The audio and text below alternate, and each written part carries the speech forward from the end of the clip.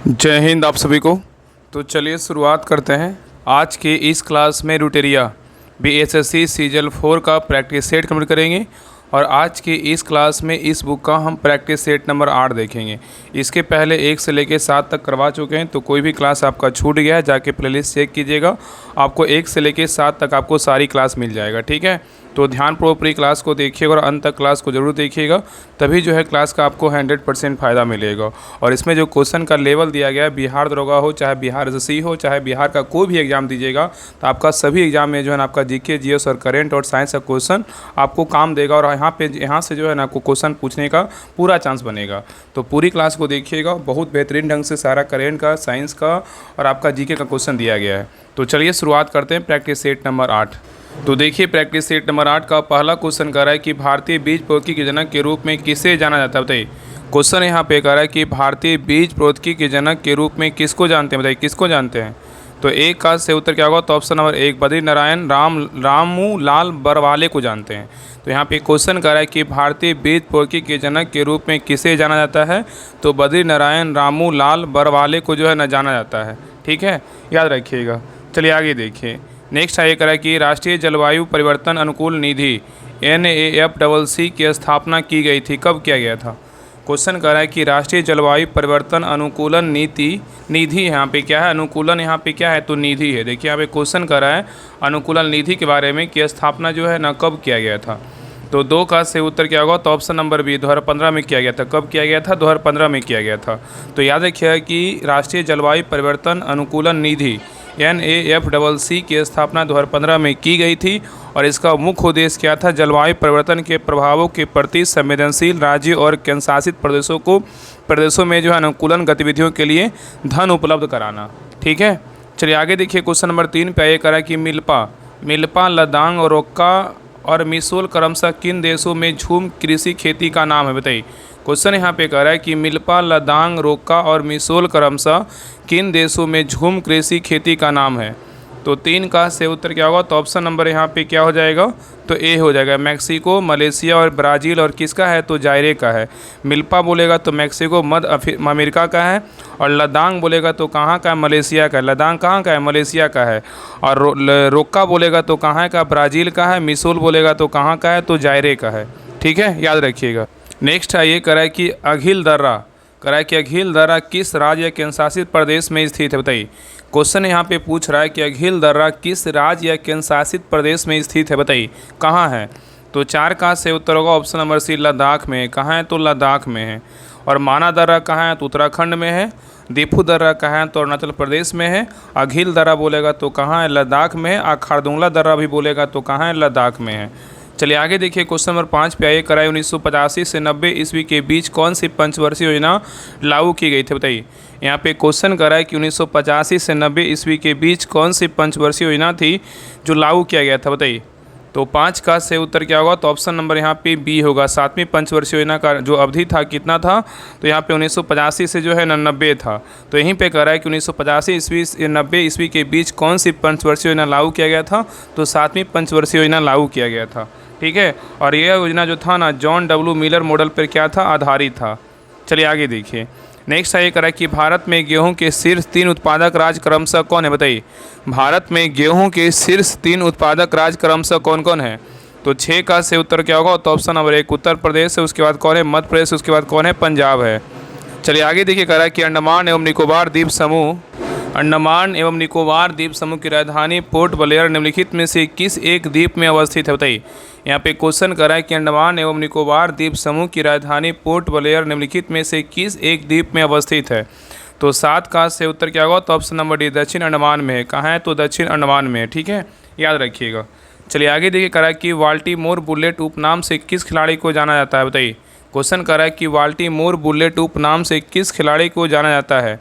तो 8 का से उत्तर क्या होगा, तो ऑप्शन नंबर 1 माइकल फेल्प्स को जो है ना जाना जाता है। माइकल फेल्प्स को जानते हैं, किसको जानते हैं, माइकल फेल्प्स को जानते हैं। चलिए आगे देखिए। नेक्स्ट है ये करा कि इनमें से कौन सा मंदिर भारतीय मंदिर वास्तुकला की नागर शैली में क्या है, तो निर्मित हुआ है, बताइए। यहाँ पे क्वेश्चन कर रहा है कि इनमें से कौन सा मंदिर है जो भारतीय मंदिर वास्तुकला की नागर शैली में क्या है, तो निर्मित है, बताइए कौन सा मंदिर है। तो 9 का से उत्तर क्या होगा, तो ऑप्शन नंबर यहाँ पे डी, इनमें से सभी क्या है, तो कंदरिया महादेव और लिंगराज मंदिर और सूर्य मंदिर ये सब क्या है, तो नागर शैली में क्या है, तो निर्मित है। यहाँ पे 3 मतलब जो है ना मतलब शैली होता है, एक होता है नागर शैली, एक होता है द्रविड़ शैली, एक होता है बेसर शैली। तो यहाँ पे याद रखिएगा कि कंदरिया महादेव, लिंगराज मंदिर और सूर्यदेव मंदिर ये नागर शैली में है। द्रविड़ शैली का बात करें तो कौन कौन है, विदेश्वर मंदिर, मीनाक्षी मंदिर और एकाम्बेश्वर मंदिर, ये सब क्या है, द्रविड़ शैली में है। और बेसर शैली में बात करें तो होयरेश्वर मंदिर और चेनाकेशव मंदिर और कैलाशनाथ मंदिर जो एलोरा में है, ये सब क्या है, तो बेसर शैली में क्या है, तो निर्मित है। चलिए आगे देखिए, यहाँ पे मिलान करने बोल रहा है। सूची 1 और क्या है, तो सूची 2 है। सूची 1 में क्या है, तो भारत के जलप्रपात है और सूची 2 में क्या है, तो अवस्थिति है। कौन सा जलप्रपात भारत का जो है ना कहाँ अवस्थित है, इसके बारे में बताना है। तो ऑप्शन को अच्छे से देखिए। देखिए पहला यहाँ पे क्या कर रहा है, दूध सागर। दूध सागर जो जलप्रपात है कहाँ है, दूध जाके जो है ना गोवा में जाके पीजिए, ठीक है। तो दूध सागर कहाँ है, तो गोवा याद रखिएगा, ठीक है। बरकाना बोलेगा तो कहाँ है, बरकाना जो है जलप्रपात है कहाँ है, तो बरकाना कहाँ है, तो कर्नाटक में है, ठीक है। वरकाना तो कर्नाटक। और खंडाधार बोलेगा जलप्रपात कहाँ है, तो खंडाधार बोलेगा तो कहाँ है, उड़ीसा में है, ठीक है। चलिए आगे देखिए करा कि पलानी। पलानी कहाँ है, तो पलानी बोलेगा तो कहाँ है, हिमाचल प्रदेश में। पलानी का बात करें कहाँ, हिमाचल प्रदेश में। तो उत्तर क्या होगा, तो यहाँ पे हो जाएगा 4 1 2 3। 4 1 2 3 कहाँ पे, तो ऑप्शन नंबर ए में है, ठीक है।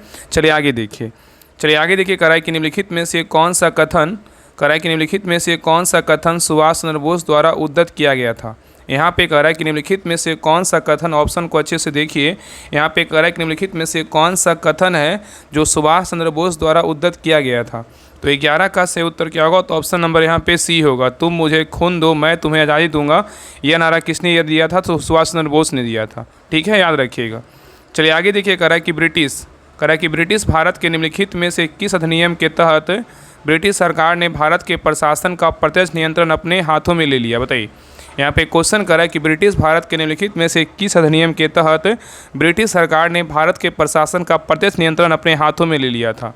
तो 12 का से उत्तर क्या होगा, तो ऑप्शन नंबर सी होगा। 1858 का भारत सरकार क्या है, तो अधिनियम है।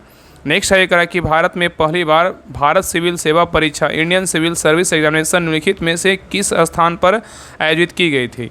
क्वेश्चन यहाँ पे कह रहा है कि भारत में पहली बार भारतीय सिविल सेवा परीक्षा, इंडियन सिविल सर्विस एग्जामिनेशन निम्नलिखित में से किस स्थान पर आयोजित की गई थी। तो 13 का से उत्तर होगा ऑप्शन नंबर सी, इलाहाबाद में किया गया था। नेक्स्ट है कह रहा है कि निम्नलिखित में से किस स्वतंत्रता सेनानी की साइमन कमीशन के खिलाफ विरोध प्रदर्शन के दौरान मृत्यु हुई थी, जहां कमीशन को काले झंडे जो है ना दिखाए गए थे। बताइए, क्वेश्चन यहाँ पे कह रहा है कि निम्नलिखित में से किस स्वतंत्रता सेनानी की साइमन कमीशन के खिलाफ विरोध प्रदर्शन के दौरान मृत्यु हो गई, जहाँ क्या हुआ, जहाँ कमीशन को जो है ना काले झंडे दिखाए गए थे। बताइए किनकी हुई थी मृत्यु। तो 14 का से उत्तर क्या होगा, तो ऑप्शन नंबर यहाँ पे सी होगा, लाला लाजपत राय थे। कौन थे, लाला लाजपत राय थे, ठीक है। तो याद रखिएगा ना कि भारतीय राष्ट्रीय कांग्रेस ने दिसंबर 1927 में मद्रास में हुए अपने अधिवेशन में साइमन कमीशन का विरोध करने का निर्णय किया और 3 फरवरी 1928 को साइमन कमीशन बम्बई पहुंचा और उस दिन जो है ना देशव्यापी हड़ताल का आयोजन हुआ और कमीशन जहां गया वहां पूर्ण हड़ताल रखी गई और साइमन कमीशन वापस जाओ के नारे से के साथ जो है ना जुलूस निकाले गए। और लाहौर में साइमन कमीशन के विरोधी जुलूस का नेतृत्व करते समय पुलिस के लाठी चार्ज में लाला लाजपत राय के जो है ना गंभीर रूप से घायल हो गए थे, ठीक है, याद रखिएगा। और पुलिस द्वारा की गई इस बर्बरतापूर्ण पिटाई कारण लाला लाजपत राय की क्या हो गई, तो मृत्यु हो गया। चलिए आगे देखिए, क्वेश्चन 15 पे आइए, कार्य निम्नलिखित में से कौन 1885 में भारतीय राष्ट्रीय कांग्रेस के संस्थापकों में से एक था। बताइए, क्वेश्चन यहाँ पे कह रहा है कि निम्नलिखित में से कौन 1885 में भारतीय राष्ट्रीय कांग्रेस के संस्थापकों में से एक था। तो 15 का से उत्तर क्या होगा, तो ऑप्शन नंबर 1 एलन एक्टिवन क्या था, ह्यूम था, मतलब ए ह्यूम था, ठीक है। चलिए आगे देखिए, कह रहा है कि निम्नलिखित आंदोलनों में से उनके संबंधित संस्थापकों के साथ सुमेलित कीजिए। कौन सा आंदोलन किसके संस्थापक के साथ सुमेलित करना है, इसके बारे में बताना है। तो देखिए पहला जो है ना फराजी आंदोलन, फराजी आंदोलन की अगर संस्थापक का बात करें तो कौन था, तो फराजी आंदोलन के संस्थापक बोलेगा तो कौन था, तो हाजी जो है नसरतुल्लाह था। और मोहम्मडन लिटरेरी सोसाइटी के संस्थापक बोलेगा तो कौन था, नवाब अब्दुल जो है ना तारिब था। कौन था, नवाब अब्दुल तारिब था। और इंडियन पैट्रियोटिक्स एसोसिएशन के संस्थापक बोलेगा तो कौन था, तो इसके संस्थापक कौन थे, इसी को जो है ना यूनाइटेड इंडियन पैट्रियोटिक एसोसिएशन बोलता है, इंडियन पैट्रियोटिक एसोसिएशन। इसके संस्थापक बोलेगा तो कौन था, तो सर सैयद अहमद खान। और बहावी आंदोलन के संस्थापक बोलेगा तो कौन थे, तो राय बरेली के थे, सैयद अहमद थे।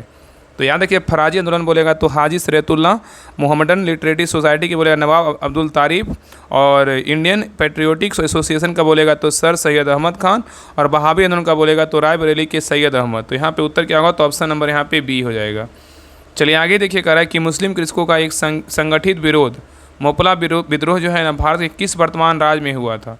यहाँ पे क्वेश्चन कर रहा है कि मुस्लिम कृषकों का एक संगठित विरोध मोपला विद्रोह भारत के किस वर्तमान राज्य में हुआ था। तो 17 का से उत्तर होगा ऑप्शन नंबर डी, कहाँ हुआ था, केरल में हुआ था। चलिए आगे देखिए, कह रहा है कि विशाख दत्त द्वारा रचित मुद्रा राक्षस नाटक किस भाषा में लिखा गया था। क्वेश्चन कर रहा है कि विशाख दत्त द्वारा रचित मुद्रा राक्षस नाटक किस भाषा में लिखा गया था। तो 18 का से उत्तर होगा ऑप्शन नंबर डी, संस्कृत भाषा में लिखा गया था। नेक्स्ट है करा कि मत विलास प्रहसन के रचयिता महेंद्र वर्मन प्रथम निम्नलिखित में से किस शासक राजवंश से संबंधित है, बताइए। यहाँ पे क्वेश्चन करा कि मत विलास प्रहसन के रचयिता महेंद्र वर्मन प्रथम निम्नलिखित में से किस शासक राजवंश से संबंधित है। तो 19 का से उत्तर क्या होगा, तो ऑप्शन नंबर यहाँ पे क्या होगा, तो ए पल्लव राजवंश से क्या है, तो संबंधित है। चलिए आगे देखिए, कह रहा है कि धर्मपाल को बिहार में भागलपुर के पास निम्नलिखित में से किस विश्वविद्यालय की स्थापना के लिए जाना जाता है, बताइए। यहाँ पे क्वेश्चन कर रहा है कि धर्मपाल को बिहार में भागलपुर के पास निम्नलिखित में से किस विश्वविद्यालय की स्थापना के लिए जाना जाता है। तो 20 का सही उत्तर क्या होगा, तो ऑप्शन नंबर यहाँ पे बी होगा, विक्रमशिला। क्या होगा, तो विक्रमशिला।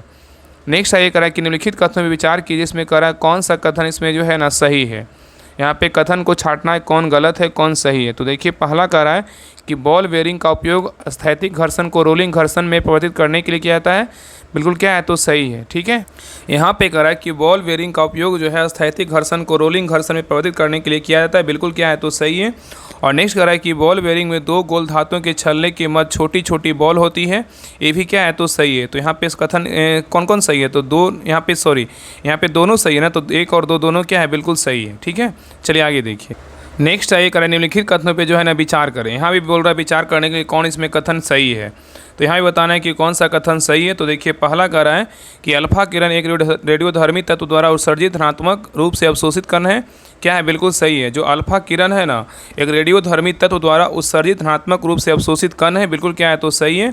और नेक्स्ट कह रहा है कि अल्फा किरण भारी अस्थिर परमाणु नाभिक के क्षय के कारण उत्पन्न होता है, ये भी क्या है, तो सही है। जो अल्फा किरण है भारी अस्थिर परमाणु नाभिक के क्षय के कारण उत्पन्न होता है, सही है। और अल्फा किरण पहली बार अर्नेस्ट रदरफोर्ड द्वारा खोजा गया था, ये भी क्या है, तो सही है। तो यहाँ पे उत्तर क्या होगा, तो ऑप्शन नंबर डी, उपयुक्त सभी कथन क्या है, बिल्कुल सही है। चलिए आगे देख रहा है कि क्रिकेट के मैदान में खिलाड़ी गेंद पकड़ते समय अपने हाथों को पीछे की ओर खींचता है, यह खिलाड़ी को सक्षम बनाता है, किस में। कह रहा है क्रिकेट के मैदान में खिलाड़ी गेंद पकड़ते समय अपने हाथों को पीछे की ओर खींचता है, यह खिलाड़ी को सक्षम बनाता है, किस में। तो 23 का सही उत्तर होगा ऑप्शन नंबर 1, संवेग शून्य करने में। किस में करने में, तो संवेग शून्य करने में। ठीक है, चलिए आगे देखिए। नेक्स्ट है कहा कि प्रकाश के वर्ण विक्षेपण में लाल रंग का परास होता है, कितना, बताइए। प्रकाश के वर्ण विक्षेपण में लाल रंग का जो प्रकाश होता, जो लाल रंग का पारस होता है, जो परास होता है, कितना होता है, बताइए। तो 24 का सही उत्तर क्या होगा, तो ऑप्शन नंबर यहाँ पे सी होगा, 6200 एम्पियर से कितना, 7800 एम्पियर होता है। लाल में क्या होता है, तो 6200 एम्पियर से 7800 एम्पियर। और बैगनी में क्या होता है, 3900 से जो है ना कितना होता है, 4660 एम्पियर होता है। ठीक है, चलिए आगे देखिए। नेक्स्ट है कि निम्नलिखित में से कौन सा कथन सही है, यहाँ पे बताना है कि कौन सा कथन सही है। तो देखिए पहला कह रहा है कि चालक का प्रतिरोध पदार्थ की प्रकृति पर निर्भर करता है, बिल्कुल क्या है, तो सही है। चालक का जो प्रतिरोध है ना वो पदार्थ की प्रकृति पर निर्भर करता है, बिल्कुल क्या है, तो सही है। और आगे कह रहा है कि सिलिकॉन और जर्मेनियम अचालक के उदाहरण है, ये क्या है, गलत है। याद रखिएगा सिलिकॉन और जो जर्मेनियम है ना अचालक के नहीं, अर्धचालक के क्या है, उदाहरण। यहाँ पे क्या होगा, तो अर्धचालक होगा। और नेक्स्ट कह रहा है कि चालक की लंबाई में वृद्धि होने पर उसकी प्रतिरोधकता बढ़ जाती है, ये क्या है, बिल्कुल सही है। चालक की लंबाई में वृद्धि होने पर उसकी प्रतिरोधकता बढ़ जाती है, क्या है, बिल्कुल सही है। तो 1 और 3 क्या है, सही है, लेकिन 2 क्या है, तो गलत है। तो इसमें क्या हो जाएगा, ऑप्शन नंबर सी होगा, 1 और 3 क्या है, बिल्कुल सही है। चलिए आगे देखिए। नेक्स्ट कह रहा है कि घर्षण द्वारा किए गए कार्य का क्षय नहीं होता है, बल्कि वह ऊर्जा के रूप में परिवर्तित हो जाता है, बताइए। कह रहा है कि घर्षण द्वारा किए गए कार्य का क्षय नहीं होता है, बल्कि वह ऊर्जा के रूप में परिवर्तित हो जाता है, बताइए। तो 26 का सही उत्तर क्या होगा, तो ऑप्शन नंबर बी, तापीय ऊर्जा। क्या होगा, तो तापीय। तो याद रखिएगा ना कि घर्षण द्वारा किए गए कार्य का क्षय नहीं होता है, बल्कि वह तापीय ऊर्जा में के रूप में क्या होता है, परिवर्तित हो जाता है। नेक्स्ट है कह रहा है कि न्यूटन के गुरुत्वाकर्षण के नियम के अनुसार 2 वस्तुओं के बीच का बल क्या होता है। कह रहा है कि न्यूटन के गुरुत्वाकर्षण के नियम के अनुसार 2 वस्तुओं के बीच का बल क्या होता है। तो 27 का सही उत्तर होगा ऑप्शन नंबर डी, उनके द्रव्यमान के गुणज के क्या होता है, समानुपातिक होता है। नेक्स्ट है ये करा कि वेल्डिंग में प्रयोग होने वाली जो गैसें हैं कौन कौन गैस है बताइए। वेल्डिंग में जो प्रयोग होता है वो गैस का नाम क्या क्या है बताइए, कौन कौन सा गैस है। तो 28 का से उत्तर क्या होगा, तो ऑप्शन नंबर सी ऑक्सीजन और तथा क्या एसिटिलीन है। नेक्स्ट है ये करा कि अम्ल वर्षा निम्नलिखित में से किसके द्वारा होने वाले वायु प्रदूषण के कारण होती है बताइए। क्वेश्चन कर रहा है कि अम्ल वर्षा निम्नलिखित में से किसके द्वारा होने वाले वायु प्रदूषण के कारण होती है। तो 29 का सही उत्तर क्या होगा, तो ऑप्शन नंबर डी होगा। नाइट्रस ऑक्साइड क्या है, तो सल्फर डाइऑक्साइड है। तो यहाँ पे क्वेश्चन कर रहा है कि अम्ल वर्षा निम्नलिखित में से किसके द्वारा होने वाले वायु प्रदूषण के कारण होती है। तो नाइट्रस ऑक्साइड क्या है, तो सल्फर डाइऑक्साइड है। चलिए आगे देखिए। नेक्स्ट है ये कह रहा है कि प्रोटॉन का आवेश होता है क्या होता है बताइए। प्रोटॉन का जो आवेश होता है क्या होता है। तो 30 का सही उत्तर होगा ऑप्शन नंबर बी। इलेक्ट्रॉन के आवेश के क्या होता है, विपरीत होता है। नेक्स्ट है ये कह रहा है कि मिथाइल ऑरेंज के क्षारीय विलयन का रंग होता है कैसा होता है बताइए। मिथाइल ऑरेंज के क्षारीय विलयन का जो रंग होता है कैसा होता है। तो 31 का सही उत्तर क्या होगा, तो ऑप्शन नंबर ए पीला होता है। क्या होता है, तो पीला होता है। ठीक है, याद रखिएगा। तो मिथाइल ऑरेंज के क्षारीय विलयन का जो रंग होता है वो क्या होता है, तो पीला होता है। नेक्स्ट है ये करा कि निम्न में से कौन सा एक रासायनिक अभिक्रिया है बताइए। निम्न में से कौन सा जो है एक रासायनिक अभिक्रिया बताइए, कौन है। तो 32 का सही उत्तर क्या होगा, तो ऑप्शन नंबर बी। मक्खन का जो है ना खट्टा होना, ये क्या है, तो रासायनिक अभिक्रिया है। और याद रखिएगा ना कि लैक्टिक अम्ल के कारण मक्खन क्या है, मक्खन दही क्या होता है, खट्टा हो जाता है। और रासायनिक जो परिवर्तन होता है अभिक्रिया के बाद पदार्थ को पुनः मूल अवस्था में जो है नहीं लाया जा सकता। मतलब जो भी रासायनिक अभिक्रिया में आएगा, जैसे मान लीजिए कोई सब्जी है उसको बना दिए तो उस अनुसार वापस नहीं आएगा ना, इसलिए क्या है, तो रासायनिक अभिक्रिया है। ठीक है। और बर्फ का पिघलना क्या है, भौतिक परिवर्तन है, भौतिक अभिक्रिया है। आयोडीन क्रिस्टलों का उद्पादन क्या है, तो भौतिक अभिक्रिया है। और गीले कपड़ों का सूखना है, वापस क्या है, सूख जाएगा तो गीला हो जाएगा। तो ये सब जो है ना वापस उसी में आ जाएगा। तो यहाँ पे बी क्या होगा, तो मक्खन का खट्टा होना है क्या है, रासायनिक अभिक्रिया है। चलिए आगे देखा रहा है, निम्नलिखित में से कौन सा एक किसी तत्व के परमाणु क्रमांक की सबसे सही निर्धारित करता है बताइए। क्वेश्चन यहाँ पे करा है कि निम्नलिखित में से कौन सा एक किसी तत्व के परमाणु क्रमांक को सबसे सही निर्धारित करता है। 33 का सही उत्तर क्या होगा, तो ऑप्शन नंबर यहाँ पे ए होगा, प्रोटॉन की संख्या है। नेक्स्ट है ये करा कि अम्ल वर्षा किनके द्वारा होने वाले पर्यावरण प्रदूषण के कारण होती है बताइए। क्वेश्चन करा है कि अम्ल वर्षा किनके द्वारा होने वाले पर्यावरण प्रदूषण के कारण होती है। तो 34 का सही उत्तर क्या होगा, तो option number D, nitrogen oxide और क्या है, तो सल्फर डाइऑक्साइड है। चलिए आगे देखिए, कह रहा है कि निम्नलिखित में से कौन सी गैसें पीने के पानी को शुद्ध करने के लिए प्रयोग में लाई जाती है। यहाँ पे क्वेश्चन कर रहा है कि निम्नलिखित में से कौन सी गैसें हैं जो पीने के पानी को शुद्ध करने के प्रयोग में लाई जाती है। तो 35 का सही उत्तर क्या होगा, तो ऑप्शन नंबर बी क्लोरीन है। क्या है, तो क्लोरीन है। चलिए आगे देखिए, कह रहा है निम्न में से कौन सा सही सुमेलित नहीं है। मतलब क्या है, एक जो है ना गलत है, बाकी 3 क्या है, तो सही है। तो देखिए पहला यहाँ पे कह रहा है ना कि विटामिन B1 को क्या बोलते हैं, थायमिन बोलते हैं। विटामिन B1 को क्या बोलते हैं, थायमिन बोलते हैं, बिल्कुल क्या है, तो सही है। और विटामिन डी को क्या बोलते हैं, स्कैसीफेरोल बोलते हैं, बिल्कुल क्या है, तो सही है। और विटामिन ए को क्या बोलते हैं, एस्कॉर्बिक अम्ल बोलते हैं, यही क्या है, गलत है। तो उत्तर क्या होगा, तो ऑप्शन नंबर सी होगा। विटामिन ए को जो है ना एस्कॉर्बिक अम्ल नहीं बोलते, क्या बोलते हैं, विटामिन ए को जो है ना रेटिनॉल बोलते हैं। क्या बोलते हैं, रेटिनॉल बोलते हैं। ठीक है। और विटामिन सी को जो है ना मतलब एस्कॉर्बिक अम्ल बोलते हैं, याद रखिएगा। ठीक है। और यहाँ पे विटामिन B12 को क्या बोलते हैं, साइनोकोबालामिन बोलते हैं। तो ए और बी और डी सही है, लेकिन सी क्या है, तो गलत है। चलिए आगे देखिए, रहा है कि मानव मस्तिष्क में स्मरण क्षमता कहाँ होती है। मानव मस्तिष्क में स्मरण क्षमता कहाँ होती है। तो 37 का सही उत्तर होगा ऑप्शन नंबर 1, सेरिब्रम में होता है। किस में होता है, सेरिब्रम में होता है। यहाँ पे कन्फ्यूजन नहीं होता है, एक सेरिबेलम अलग है और सेरिब्रम अलग है। तो याद रखिए ना कि सेरिब्रम में क्या होता है, मानव मस्तिष्क का जो है ना स्मरण क्षमता होता है। ठीक है, याद रखिएगा। और सेरिबेलम जो होता है पस मस्तिष्क या अनुमस्तिष्क का प्रमुख भाग होता है। नेक्स्ट है करा कि पोषवा, मतलब इसको क्या बोलेंगे, फ्लोएम। फ्लोएम को जो है ना पोषवा बोलते हैं। के संदर्भ में निम्नलिखित में से कौन सा कथन सही है बताइए। पोषवा मतलब फ्लोएम के संदर्भ में निम्नलिखित में से कौन सा कथन सही है बताइए। तो 38 का सही उत्तर क्या होगा, तो ऑप्शन नंबर बी होगा। फ्लोएम जो है ना प्रकाश संश्लेषी उत्पादों को क्या क्या करता है, वहन करता है। जो फ्लोएम है प्रकाश संश्लेषी उत्पादों को क्या करता है, तो वहन करता है। ठीक है, याद रखिएगा। नेक्स्ट आइए, नेक्स्ट कह रहा है कि प्राचीन काल के जानवरों, पौधे एवं अन्य जीवों के संरक्षित अवशेषों या चिन्हों के अध्ययन को विज्ञान कहलाता है। क्या बताइए। क्वेश्चन कर रहा है कि प्राचीन काल के जानवरों, पौधे एवं अन्य जीवों के संरक्षित अवशेषों या चिन्हों के अध्ययन का विज्ञान कहलाता है। कौन सा विज्ञान कहलाता है बताइए। तो 39 का सही उत्तर क्या होगा, तो ऑप्शन नंबर सी, पैलियोंटोलॉजी बोलते हैं। क्या बोलते हैं, पैलियोंटोलॉजी बोलते हैं। तो प्राचीन काल के जानवरों, पौधे एवं अन्य जीवों के संरक्षित अवशेष या चिन्हों के अध्ययन के विज्ञान को क्या बोलते हैं, पैलियोंटोलॉजी कहते हैं। क्या बोलते हैं, पैलियोंटोलॉजी कहते हैं। ठीक है। चलिए आगे देखिए, नेक्स्ट है कह रहा है कि मनुष्य के शरीर में अपेंडिक्स का मुख्य कार्य क्या है बताइए। मनुष्य के शरीर में अपेंडिक्स का मुख्य कार्य क्या है। तो 40 का सही उत्तर होगा ऑप्शन नंबर डी, कोई कार्य नहीं है। क्या है? तो कोई कार्य नहीं है। ऑप्शन में क्या है? तो डी होगा। याद रखिएगा ना कि शरीर में अपेंडिक्स नामक एक अंदरूनी अंग होता है और अपेंडिक्स जो है ना एक पतली और छोटी सी ट्यूब होती है जिसकी लगभग लंबाई जो है ना 2 से 3 इंच तक होती है और बड़ी आंत में जहाँ पर मल बनता है वहाँ पर ये जो है ना आंत से जुड़ी हुई होती है और मनुष्य के शरीर में इसका कोई कार्य नहीं है। यह एक जो है ना अवशेषी अंग है। क्या है? तो ये जो है ना वेस्टिगल क्या है? तो ऑर्गेन है। नेक्स्ट आइए करें कि मानव पाचन तंत्र में किसमें पित्त रस का जो है ना स्राव होता है? बताइए, मानव पाचन तंत्र में किसे जो है ना पित्त रस का स्राव होता है? किसे होता है? तो 41 का सही उत्तर होगा ऑप्शन नंबर डी, यकृत से होता है। किससे होता है? यकृत से होता है। नेक्स्ट आइए करें कि मानव शरीर में शोषण का वर्णक कौन सा है? बताइए, मानव शरीर में शोषण वर्णक कौन सा है? तो 42 का सही उत्तर होगा ऑप्शन नंबर बी, हीमोग्लोबिन है। क्या है? तो हीमोग्लोबिन है। नेक्स्ट करा कि लाइसोसोम आत्महत्या की थैली क्योंकि उसमें क्या है? बताइए, लाइसोसोम आत्महत्या की थैली है क्योंकि उसमें क्या है? 43 का सही उत्तर होगा ऑप्शन नंबर डी, क्या है? जल अपघटक जो है ना एंजाइम है। नेक्स्ट आएगा कि कोशिका में प्रोटीन संश्लेषण का स्थान क्या है? बताइए, कोशिका में प्रोटीन संश्लेषण का जो स्थान है क्या है? बताइए। तो 44 का सही उत्तर क्या होगा? तो ऑप्शन नंबर सी, राइबोसोम है। क्या है? तो राइबोसोम है। नेक्स्ट आएगा कि निम्नलिखित में से कौन सा जानवरों में पाया जाने वाला क्या है? तो हार्मोन नहीं है। यहाँ पे हार्मोन जो है ना नहीं पूछा है। बताइए, करा कि निम्नलिखित में से कौन सा जानवरों में पाया जाने वाला हार्मोन नहीं है? बताइए कौन नहीं है?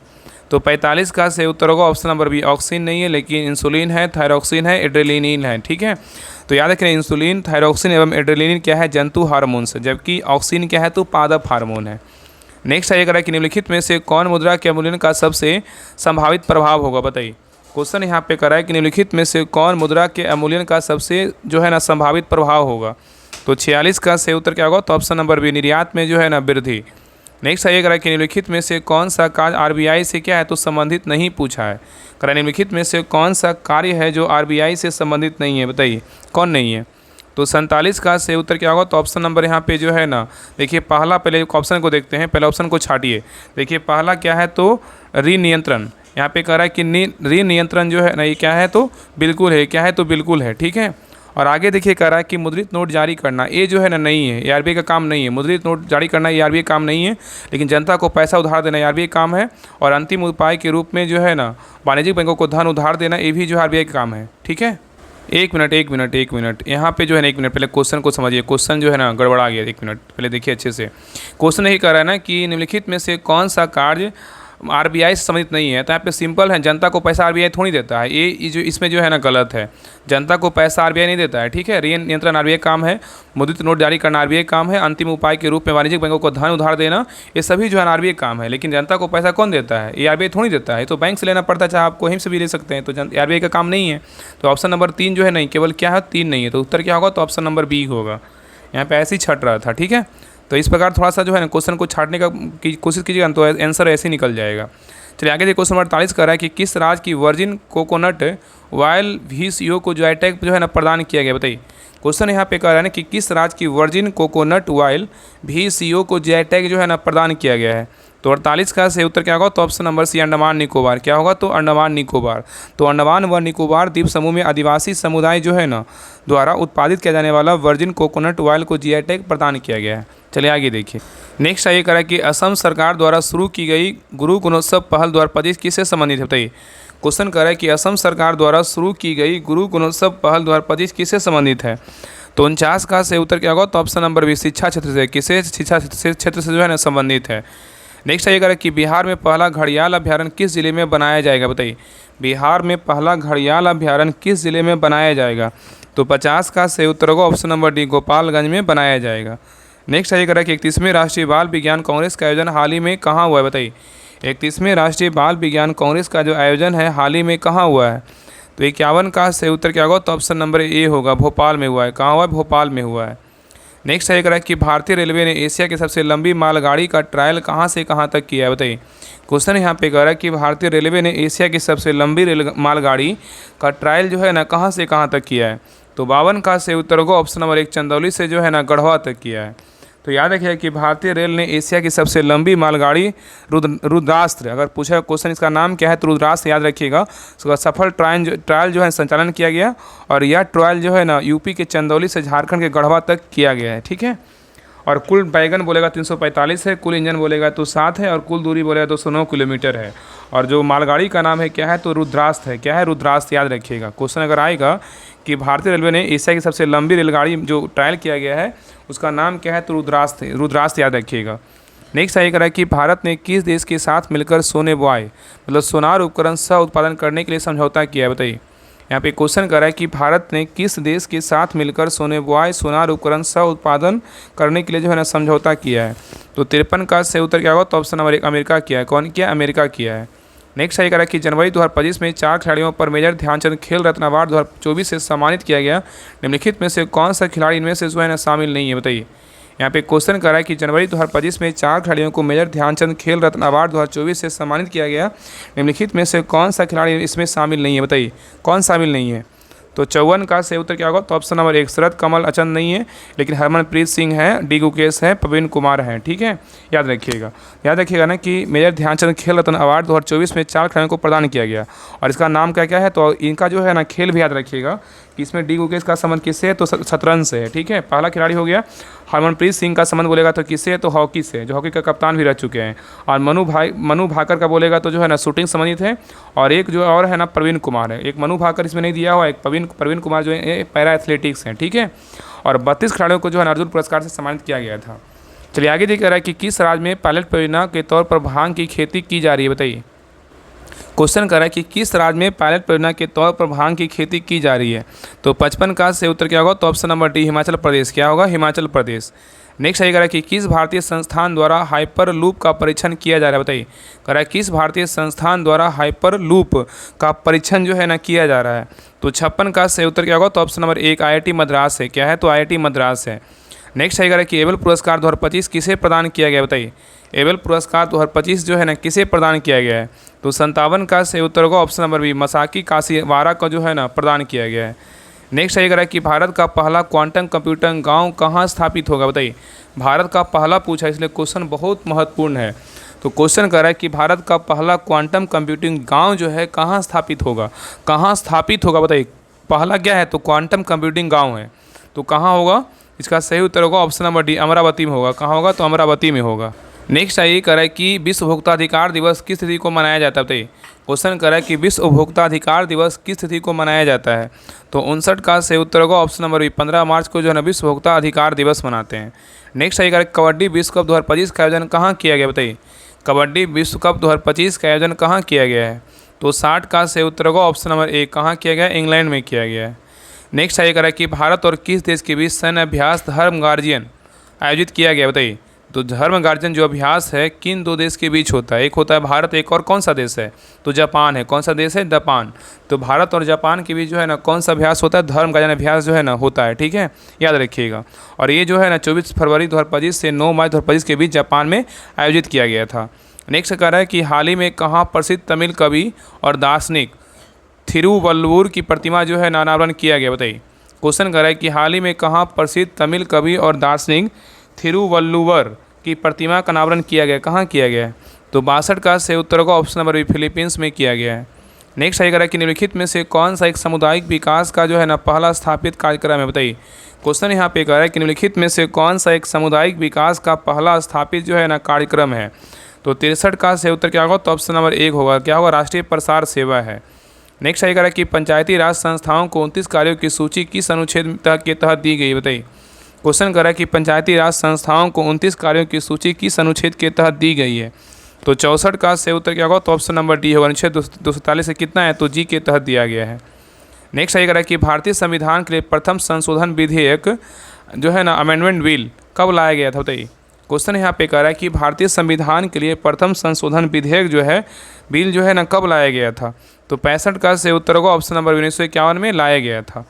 नेक्स्ट आइए कह रहा है कि संविधान के किस अनुच्छेद में वयस्क मताधिकार को मान्यता दी गई, बताइए। क्वेश्चन यहाँ पे कह रहा है कि संविधान के किस अनुच्छेद में वयस्क मताधिकार को मान्यता दी गई है। तो 66 का सही उत्तर क्या होगा, तो ऑप्शन नंबर सी अनुच्छेद कितना है, 326 है। ठीक है, चलिए आगे देखा रहा कि भारत में मताधिकार और निर्वाचित होने का अधिकार जो है ना कैसा है। भारत में मताधिकार और निर्वाचित होने का जो अधिकार है कैसा है, बताइए। तो 67 का सही उत्तर क्या होगा, तो ऑप्शन नंबर डी विधिक अधिकार है। क्या है, तो विधिक अधिकार है। नेक्स्ट है कि निम्नलिखित में से कौन संविधान के 42वें संशोधन द्वारा नीति निर्देशक तत्वों में नहीं जोड़ा गया, बताइए। क्वेश्चन यहाँ पे कर रहा है कि निम्नलिखित में से कौन संविधान में 42वें संशोधन द्वारा नीति निर्देशक तत्वों में नहीं जोड़ा गया। कौन इसमें जो है नहीं जोड़ा गया, बताइए इसमें क्या होगा। तो देखिए पहला है समान नागरिक संहिता, इसको जो इसी को जोड़ा नहीं गया है, ठीक है। यहाँ पे उत्तर क्या होगा, तो ऑप्शन नंबर ए होगा। और समान न्याय एवं निःशुल्क विधिक सहायता को जोड़ा गया है। उद्योगों के प्रबंध में श्रमिकों की सहभागिता को जोड़ा गया है। और शोषण में बच्चों एवं वयस्कों की सुरक्षा ये भी जो है ना जोड़ा गया है, ठीक है। और याद रखिए कि समान आचार संहिता मूल रूप से अनुच्छेद 44 में क्या है, तो उल्लेखित है। तो यहाँ पे याद रखिए नहीं, सभी को जो है ना 42वां संविधान संशोधन के अनुसार इसको जोड़ा गया, ठीक है। लेकिन यहाँ पे ए नंबर क्या है, तो नहीं जोड़ा गया, समान नागरिक संहिता। चलिए आगे देखिए। नेक्स्ट ये करें कि प्रथमतः आपात स्थिति की घोषणा कितने समय के लिए सीमित की जा सकती है, बताइए। करा कि प्रथमतः आपात स्थिति की घोषणा कितने समय के लिए सीमित की जा सकती है। तो 69 का से उत्तर क्या होगा, तो ऑप्शन नंबर बी होगा, 6 महीना। कितना होगा, तो 6 महीना, ठीक है। तो याद रखिए कि भारतीय संविधान के अनुच्छेद 352 के प्रावधानों के तहत संसद द्वारा अनुमोदित आपात की घोषणा 6 माह की अवधि की समाप्ति के बाद जो है ना प्रवर्तित नहीं रहेगी। चलिए आगे क्वेश्चन नंबर 70 पे आगे करा कि राष्ट्रपति के चुनाव संबंधित किसी विवाद को किसके समक्ष पेश किया जाता है, बताइए। क्वेश्चन करा कि राष्ट्रपति के चुनाव संबंधित किसी विवाद को किसके समक्ष पेश किया जाता है। तो 70 का से उत्तर होगा ऑप्शन नंबर 1, सर्वोच्च न्यायालय के समक्ष जो है ना पेश किया जाता है। नेक्स्ट आगे करा कि डिडवाना एवं कुचामन निम्न में से किसके उदाहरण है, बताइए। डिडवाना एवं कुचामन निम्न में से किसके उदाहरण है। तो 71 का से उत्तर होगा ऑप्शन नंबर 11, ये झील का जो है ना उदाहरण है। नेक्स्ट है निम्न में से कौन ब्रह्मपुत्र नदी की जो है ना सहायक नदी है, बताइए। नदी नहीं है, यहाँ पे नहीं पूछा है। निम्न में से कौन ब्रह्मपुत्र की सहायक नदी नहीं है, कौन नहीं है। तो 72 का से उत्तर होगा ऑप्शन नंबर 1, भवानी नहीं है, लेकिन मानस है, कपिली है, तीस्ता है, ठीक है। तो याद रखिएगा ना कि भवानी जो है ना कावेरी नदी क्या है, तो सहायक नदी है। भवानी किसका है, तो कावेरी नदी की सहायक नदी है। जबकि कापिली और तीस्ता और मानस किसकी है, तो ब्रह्मपुत्र की सहायक नदी है। नेक्स्ट आएगा कि पापीकोंडा राष्ट्रीय उद्यान किस राज्य में स्थित है, बताइए। पापीकोंडा राष्ट्रीय उद्यान किस राज्य में स्थित है।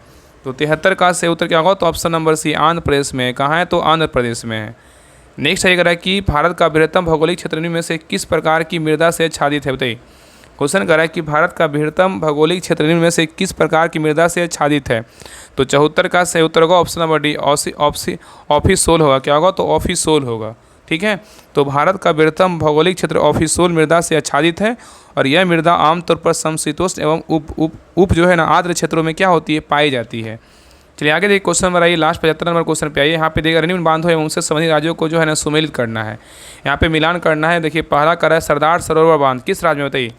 सरदार सरोवर जो बांध है किस राज्य में है, तो गुजरात में है। कहाँ है, गुजरात में है। इंदिरा सागर बांध बोलेगा तो कहाँ है, इंदिरा सागर बांध बोलेगा तो कहाँ है, तो मध्य प्रदेश में है।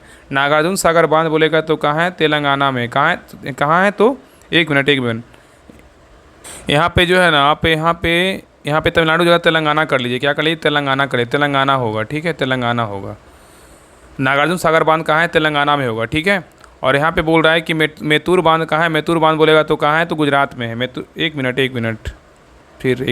यहाँ पे जो है ना एक गलत है। देखिए फिर से मिलाते हैं, देखिए यहाँ पे एक बार मिलाइए फिर से। देखिए यहाँ पे कह रहा है ना कि सरदार सरोवर बांध बोलेगा तो कहाँ है, गुजरात में, ठीक है, बिल्कुल ही हो गया। और आगे कर रहा है इंदिरा सागर बांध बोलेगा तो कहाँ है, ये जो है ना मध्य प्रदेश में। कहाँ है, मध्य प्रदेश में। नागार्जुन सागर बांध बोलेगा तो कहाँ है, ये जो है नागार्जुन सागर बोलेगा, एक कर लीजिए तेलंगाना। ये कहाँ होगा, तेलंगाना होगा, ठीक है, तेलंगाना होगा। और मेटूर बांध बोलेगा तो कहाँ है, ये तमिलनाडु में। कहाँ है, तमिलनाडु में। तो यहाँ पे क्या हो जाएगा, तो यहाँ पे उत्तर जो है ना एक का हो जाएगा। क्या हो जाएगा, तो एक का हो जाएगा। या तो यहाँ पे जो है ना आप 2 को गुजरात दे दिया गया है, या तो डी मान लीजिए तो सी मान लीजिए। 1 का डी और 2 का क्या हो जाएगा, 2 का हो जाएगा ए हो जाएगा। और 3 का जो है ना क्या हो जाएगा, 3 का तो आपको पता है कि 3 का क्या होगा, तेलंगाना होगा। तो इसमें जो है ना आप आंसर मिला लीजिएगा। इसमें ऑप्शन जो है ना गलत दिया हुआ है, और इसमें जो है ना ऑप्शन थोड़ा मिस्टेक हो गया है। बाकी जो है ना आपका जीके जीएस और साइंस का क्वेश्चन और करंट का पूरा कंप्लीट हो गया है। बाकी 76 नंबर से क्वेश्चन से क्या है, तो आपका मैथ 25 है और आपका क्या है 50 जो है रीजनिंग है। तो बिहार दरोगा ग्रुप ज्वाइन कर लीजिए, वहाँ पे आपको PDF दिया जाता है। वहाँ से पर आप ग्रुप में ज्वाइन करके जो है ना आप इस बुक का प्रैक्टिस सेट कंप्लीट कर सकते हैं, इस प्रैक्टिस सेट को लगा सकते हैं। तो सभी लोग जो है ना आपका 150 क्वेश्चन आपको मिलता है प्रैक्टिस सेट करने के लिए, लगाने के लिए। अगर आप चाहते हैं कि हाँ प्रैक्टिस सेट पहले लगाएं फिर क्लास करें, सारा सेट अच्छे से बनाएं, तो आप जो है ना बिहार दरोगा का जो ग्रुप स्टार्ट हुआ है बैच 4 उसको ज्वाइन कर लीजिए। उसमें जो है ना आपका ये 18 सेट हम करवा देंगे, तो आप सभी लोग उसको ज्वाइन कर लीजिए। और इसमें आपका जो है लूसेंट का भी टेस्ट स्टार्ट हो गया, 3 दिन टेस्ट हुआ है और कल जो है ना आपका अगला टेस्ट होगा। तो जितने लोग बिहार दरोगा, BSSC और बिहार का कोई भी एग्जाम दीजिए, BPSC प्री तक बात कर रहे हैं, अगर आपको एग्जाम देना है ना तो आप इस ग्रुप होमवर्क से इसको ज्वाइन कर लीजिए। इसमें आपका डेली जो है ना 6 6 टेस्ट हो रहा है और आपका बिहार दरोगा का पर डे आपको एक प्रैक्टिस सेट मिलेगा। अभी PYQ चल रहा है, उसके बाद आपका रुटेरिया प्लेटफॉर्म का जो है ना आपका ड्रीम डोज का जो भी प्रैक्टिस सेट है आपको स्टार्ट कर दिया जाएगा। तो जितने भी लोग बिहार दरोगा का शुरू से तैयारी करना चाहते हैं और लगता है कि BSSC सीजल 4 का तैयारी करेंगे, सेट लगाएंगे, तो इस ग्रुप को जो है ना ज्वाइन कर लिए। आपको बता देते हैं, देखिए ये आपका जो है ना होमवर्क सीरीज है और बिहार दरोगा का जो है ना 4th new target homework series plus क्या है, प्रैक्टिस सेट बैच है। इसमें आपका जो है ना घटना से होमवर्क चेक करवाया जा रहा है, पर डे आपको घटना से होमवर्क कंप्लीट करना रहता है। और आपका इसके अलावा जो है ना आपका में अभी बिहार दरोगा का PYQ चल रहा है, उसके बाद आपका ये सैटरडे संडे स्पेशल चलता है, जो बुक आपको दिख रहा होगा। बाकी इसमें लूसेंट का टेस्ट, आपका जो है रुटेरिया 7500 का टेस्ट और 5000 का टेस्ट और आपका ऑब्जेक्टिव का भी टेस्ट लूसेंट का, इसमें बुक नहीं दिया हुआ है। आपका दृष्टि साइंस का टेस्ट जो है ना पर डे हो रहा है, तो इस ग्रुप को ज्वाइन कर लीजिए। बहुत बेहतरीन ढंग से सारा कुछ करवाया जा रहा है और आपका जितने भी मार्केट में प्रैक्टिस सेट आएगा ना आपको सारा इस ग्रुप में करवाया जाएगा बेहतरीन ढंग से। आपको पता है कि दिसंबर में एग्जाम होने वाला है, तो कोशिश रहेगा ना कि आपको बेहतरीन से बेहतरीन ढंग से जो है ना क्वेश्चन का प्रैक्टिस सेट करवाएं। और सारा जो है इतना हम आपको इस ग्रुप में जुड़ने के बाद जब जो लोग जुड़िएगा उनको जो है इतना हम क्वेश्चन प्रैक्टिस सेट करवा देना कि एकदम लगे नहीं कि हाँ ये क्वेश्चन मेरे नज़र से जो है ना मतलब नया गुजर रहा है। बहुत बेहतरीन ढंग से इस ग्रुप में जो है ना मेहनत करने वाले हैं। तो आप सभी लोग जो है इस ग्रुप को ज्वाइन कर लीजिए। और ये आपको प्रैक्टिस सेट चाहिए BSSC सीजल 4 का, तो इस ग्रुप को ज्वाइन करके जो है ना आप डिटेल के साथ सोल्यूशन के साथ आप इस ग्रुप में PDF प्राप्त कर सकते हैं और प्रैक्टिस सेट लगा सकते हैं। तो सभी लोग जो है इस ग्रुप को ज्वाइन कर लीजिए। देखिए आपको इसमें लूसेंट का टेस्ट हो रहा है, ऑब्जेक्टिव का टेस्ट हो रहा है, दृष्टि साइंस का टेस्ट हो रहा है। और देखिए तीनों बुक का जो टेस्ट होने का समय 8 AM में है सुबह, फिर 8:30 AM में लूसेंट ऑब्जेक्टिव का है, फिर रात में 8 बजे जो है ना आपका लूसेंट ऑब्जेक्टिव का समय है। और इसके अलावा आपका एक बिहार दरोगा का प्रैक्टिस सेट होता है और आपका रुटेरिया 5000 का टेस्ट होता है, रुटेरिया 7500 का टेस्ट होता है। ये लगातार आपका जो है 6 टेस्ट करवाया जा रहा है। तो जितने लोग ज्वाइन करना चाहते हैं सभी लोग ज्वाइन कर लीजिए। अगर कुछ प्रॉब्लम होता है तो आप इस नंबर पर बात कर लीजिए 7549392490। इस नंबर पर जो है जानकारी ले सकते हैं। कुछ प्रॉब्लम होता है तो पूछ सकते हैं कॉल करके, आपको जो है सारा कुछ बता दिया जाएगा। तो सभी लोग जल्दी से ज्वाइन कर लीजिए। आपको अगर PDF चाहिए इस बुक का प्रैक्टिस सेट लगाने के लिए तो इस ग्रुप को ज्वाइन करें। स्पेशल जो है सीजल 4 का स्पेशल ग्रुप नहीं है, जो भी हम क्लास करवाएंगे आपको इस ग्रुप में जो है आपको PDF प्रोवाइड करवा देंगे विद सॉल्यूशन के साथ। तो आप प्रैक्टिस सेट लगा सकते हैं। और बाकी बिहार दरोगा के डेडिकेटेड 2 बैच है ही हैं, ग्रुप है ही हैं। तो आप अच्छे से तैयारी करने के लिए आप इस ग्रुप को एक बार ज्वाइन कीजिए। आपको लगेगा कि हाँ कितना मेहनत जो है ना करवाया जा रहा है। तो मिलते हैं एक नए क्लास में, तब तक के लिए जय हिंद जय भारत।